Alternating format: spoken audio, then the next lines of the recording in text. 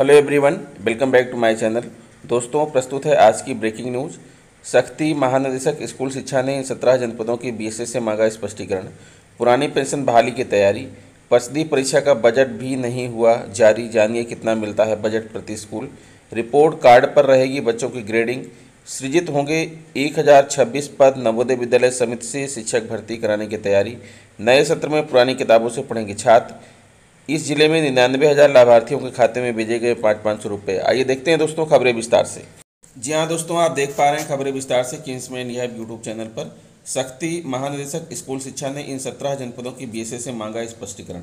सरकारी प्राइमरी व junior high स्कूलों में खरीदी गई खेल सामग्री खरीदने की रिपोर्ट न भेजने पर 17 जिले की बीएसएस से स्पष्टीकरण मांगा गया है।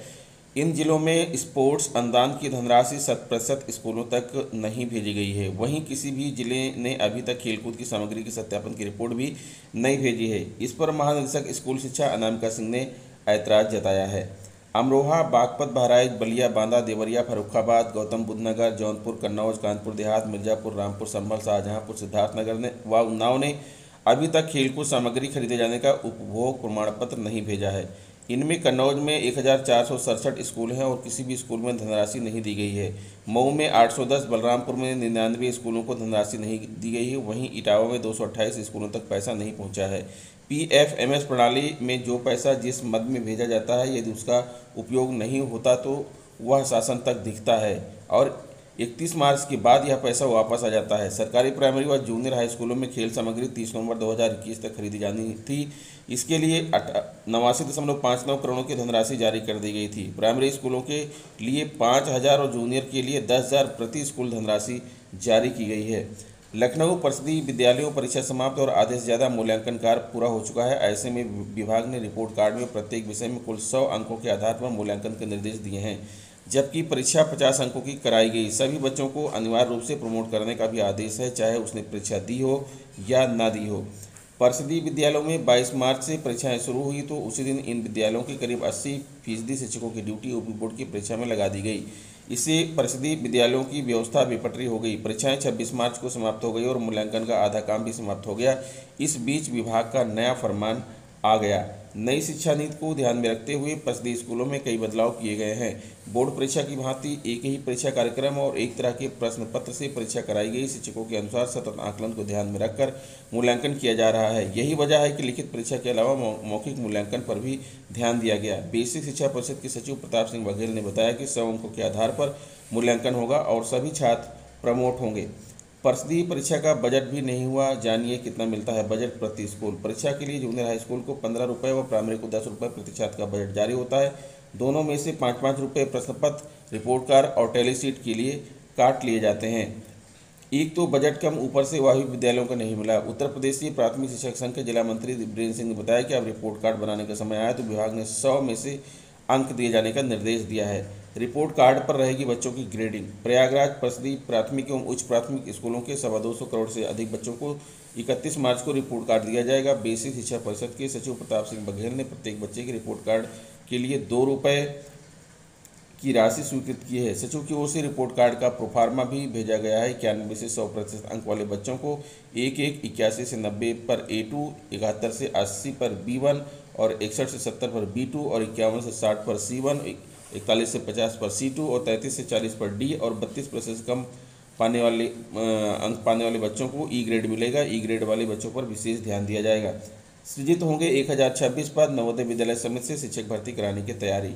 लखनऊ, प्रदेश में मंडल स्तर पर संचालित होने वाले अटल आवासीय विद्यालयों की मानक संचालन प्रक्रिया पर सहमति बन गई है। इन विद्यालयों में शिक्षक व शिक्षणेतर कर्मियों के 1026 पद सृजित होंगे। इनमें 288 पद प्रवक्ता पीजीटी और 486 पद अध्यापक टीजीटी के शामिल हैं। ये विद्यालय केंद्र सरकार के नवोदय विद्यालय के तर्ज पर संचालित करने की योजना है। ऐसे में इन विद्यालयों में शिक्षा की गुणवत्ता के लिए सभी भर्तियां नवोदय विद्यालय समिति से कराने पर सहमति बनी है। प्रदेश सरकार ने प्रत्येक मंडल में एक अटल आवासीय विद्यालय स्थापित करने का ऐलान किया है। इनमें पंजीकृत निर्माण श्रमिकों के बच्चे व अनाथ बच्चे पढ़ेंगे।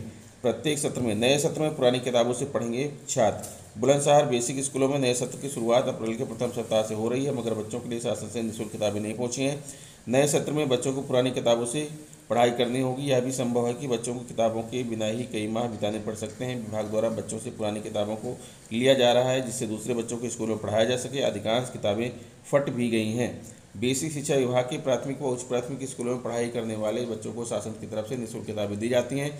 इसमें बेसिक के अलावा माध्यमिक शिक्षा विभाग के भी 8 तक के छात्रों को किताबें मिलती हैं। अब 1 अप्रैल से नया सत्र भी शुरू हो रहा है, मगर छात्रों को निःशुल्क किताबें वितरित कराने की तैयारी अभी तक शुरू नहीं की गई है। ऐसे में विद्यार्थियों को अप्रैल में पाठ्य पुस्तक का वितरण संभव नहीं लग रहा है। वर्तमान शैक्षिक सत्र में काफ़ी विद्यार्थियों को यूनिफॉर्म, जूता मोजे, स्कूल बैग और स्वेटर की राशि अब तक नहीं मिली है। पहली कक्षा में ही NCERT का पाठ्यक्रम लागू होना है, लेकिन शासन स्तर से किताबें न आने के कारण बच्चों के सामने पढ़ाई की समस्या खड़ी हो जाएगी। बताया गया कि शासन स्तर से अभी टेंडर प्रक्रिया भी नहीं हो सकी। ऐसे में किताबें आने में आधा सत्र बीत जाएगा। मई जून तक ही स्कूलों में किताबें पहुंच सकेंगी।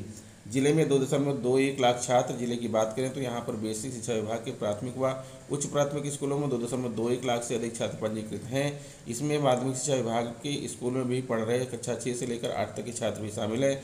शासन की तरफ से निःशुल्क किताबें दी जानी है। कस्तूरबा स्कूलों की करीब 800 से अधिक छात्राओं को भी किताबें मिलनी है। शासन स्तर से किताबों को लेकर प्रक्रिया चल रही है। फिलहाल बच्चों को पुरानी किताबों से पढ़ाया जा रहा है। किताबें बच्चों से लेकर उन्हें दूसरे बच्चों को दिया जाएगा, जिससे स्कूलों में पढ़ाई प्रभावित ना हो। शासन को किताबों के लिए लिख दिया गया है। अखंड प्रताप सिंह BSA। पुरानी पेंशन बहाली की तैयारी। नॉर्थ सेंट्रल रेलवे एम्प्लॉइज संघ पुरानी पेंशन बहाली के लिए आंदोलन की तैयारी में जुट गई है। मंडल मंत्री चंदन सिंह को national federation of Indian railway man NFIR working committee का सदस्य मनोनीत किया गया है। चंदन सिंह ने यूनियन पदाधिकारियों संग बैठक कर केंद्र सरकार की मजदूर विरोधी नीतियों के खिलाफ आंदोलन की तैयारी को कहा है। न्यू पेंशन स्कीम निरस्त करने को लेकर विरोध की रूपरेखा तैयार की जा रही है। इस जिले में 99,000 लाभार्थियों के खाते में भेजे गए 500 रुपये। सरकार ने असंगठित क्षेत्रों के मजदूरों को लाभान्वित करना शुरू किया है। ई श्रम पंजीकरण करा चुके मजदूरों के बैंक खातों में रकम पहुंचनी शुरू हो गई है। बैंक खातों में लोगों को 500 और 1,000 रुपये पहुंचने लगे हैं। त्यौहार से पहले पिछले महीने भी बैंक खातों में रुपये पहुंच चुके हैं, जिसके बाद से मजदूरों के चेहरे पर खुशी देखने को मिलने लगी है। जिले में श्रम विभाग के तहत ई श्रम पंजीकरण चल रहे हैं। नवंबर महीने में ई श्रम पंजीकरण की शुरुआत हुई थी, जिसके बाद अब तक जिले में 14 लाख से अधिक लोग ई श्रम पंजीकरण करा चुके हैं। जनपद के लिए शासन से 17,50,000 का लक्ष्य दिया गया है, जिसके सापेक्ष करीब 14 लाख संख्या पार हो गई है। ई श्रम पंजीकरण से असंगठित क्षेत्र के मजदूरों को आपदा राहत कोष का धन एवं सरकारी योजनाओं से मिलने वाली धनराशि मिला करेगी। तो दोस्तों, ये रहा आज का ब्रेकिंग न्यूज़। आशा करता हूँ वीडियो आपको अच्छी लगेगी। अगर वीडियो अच्छी लगी हो तो प्लीज़ मेरे चैनल को सब्सक्राइब कर लीजिए, बेल आइकन को प्रेस कर दीजिए। मिलते हैं आपसे नेक्स्ट वीडियो में कुछ नई जानकारी लेकर। तब तक के लिए नमस्कार।